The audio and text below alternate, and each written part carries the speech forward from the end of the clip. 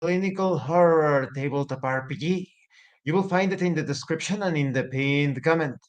This channel is also proudly partnered with the What the Funk shop. Please check out their store for all sorts of products. They have dice, miniatures, game master screens, home decorations, and many other things. You will find the link in the description and in the pinned comment. And make sure that you use my code for a special discount. Tonight, I want to talk about something that it is not complicated, but it is complex, nuanced. How tabletop role playing games rescue fiction. In current times, you could say it also happened before, but in our current moment, it is so easy, perhaps because of the internet, to identify these instances, these attempts at intentionally and sometimes unintentionally distorting beloved pieces of fiction. A lot of you are already familiar with this and perhaps are even tired about listening to so many videos concerning how beloved IPs, series, movies, comic books, etc., are completely distorted. But this is not about that specifically.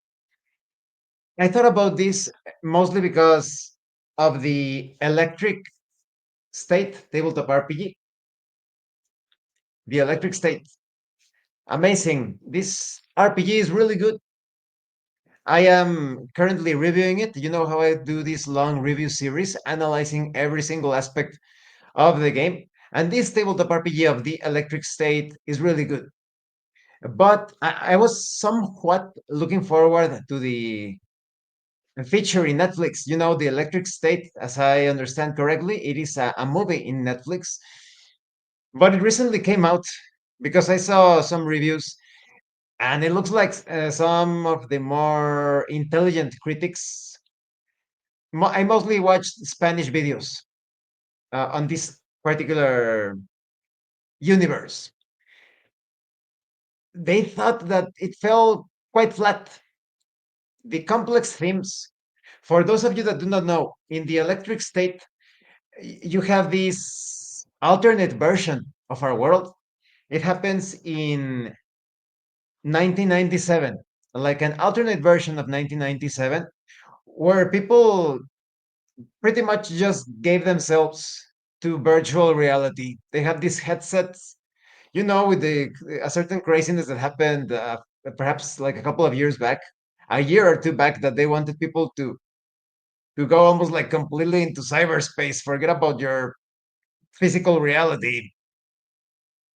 But the fact is, our bodies are the anchors that allow us to experience this reality, this not only the physical reality but also imaginary realities, you could say, because we are alive.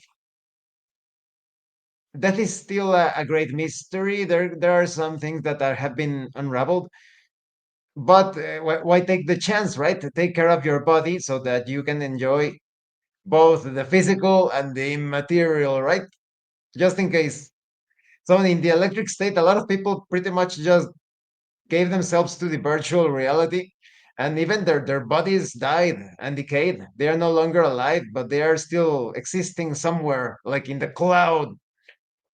And sadly, because of that, as you can see from the cover, the world is pretty much like an post-apocalyptic landscape where only a few are attempting to salvage and rescue the situation. And why do I mention all of this? You see, these themes, they are very deep, right? It could be like a reflection of how sometimes instead of using technology in a safe way and in a healthy way, and also in the correct way, how you say, constructive, for the betterment of our own lives, sometimes it ends up destroying us, harming us or destroying us. So look at those complex themes, right? So much richness, such richness to explore. But in the Netflix adaptation of The Electric State, none of that is fully explored. Apparently, right? I'm not in the mood of spending so much time watching something that, according to various, how you say, trusted critics, falls flat. And I thought, wow, this doesn't only happen when it comes to this modern fiction.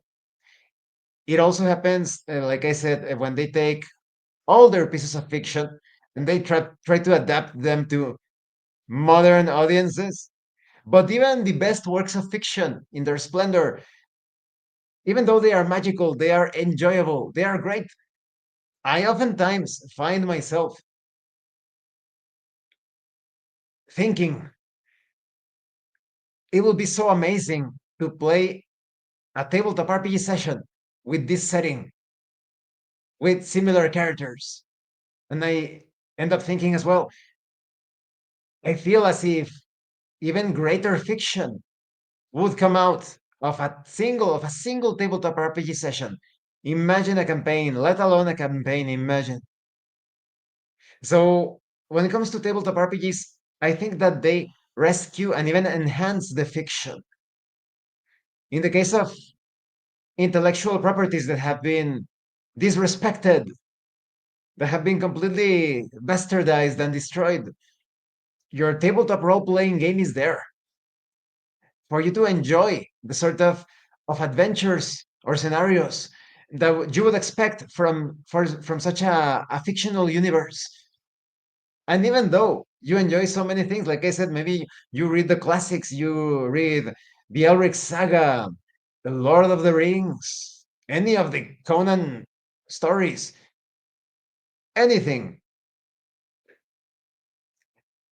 and or you see the movies, you watch the good adaptations, you play the video games, and you are satisfied with them. But then you end up thinking, I can't wait, or at least in my case, I end up thinking, I can't wait to play a tabletop RPG session featuring this setting. So that's such a beautiful thing about tabletop RPGs. They rescue that fiction which has been ruined, and they enhance the fiction that is still quite enjoyable. So I hope you will always consider that. Never let those tabletop RPG books go to waste. Use them. Enjoy any sort of setting or even a homebrewed setting, a somewhat original creation of yours that takes those masterpieces, those works of fiction, and I would say those works of art as inspiration. So tabletop role playing games, they allow us to once again relive the magic in the most intense way possible. Oh, you don't like how things have been handled in Star Wars or in Lord of the Rings? The adventure continues. Pick up those tabletop RPGs. You can pick up the official versions or pick up a generic system, Savage Worlds, GURPS, whatever, any of your preferred systems out there, and use it. Use those systems to play in those universes, those beloved universes. By the way, there is actually in each IO, there is actually an unofficial fan version of Star Wars for Savage Worlds. And from what I have seen, it is free, of course, because it is fan work. It is free. And from what I have seen, it adapts Star Wars so well. So definitely consider that.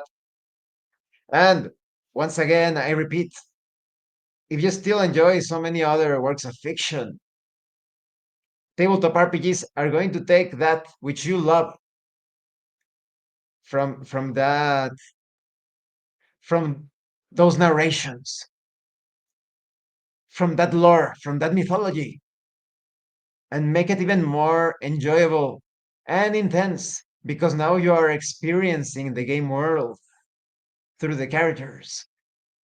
Thank you for watching this video. I hope it was informative and entertaining. And thank you so much to those of you that are going the extra mile to support the channel. If anyone else wishes to further support the channel, consider joining as a member using the super thanks button. Like, subscribe, take a look at the information in the description, the pinned comment. This has been your host, Abraham L. Jaguar, a professional game master. And remember, roleplay solves everything. Once again, thank you and see you later.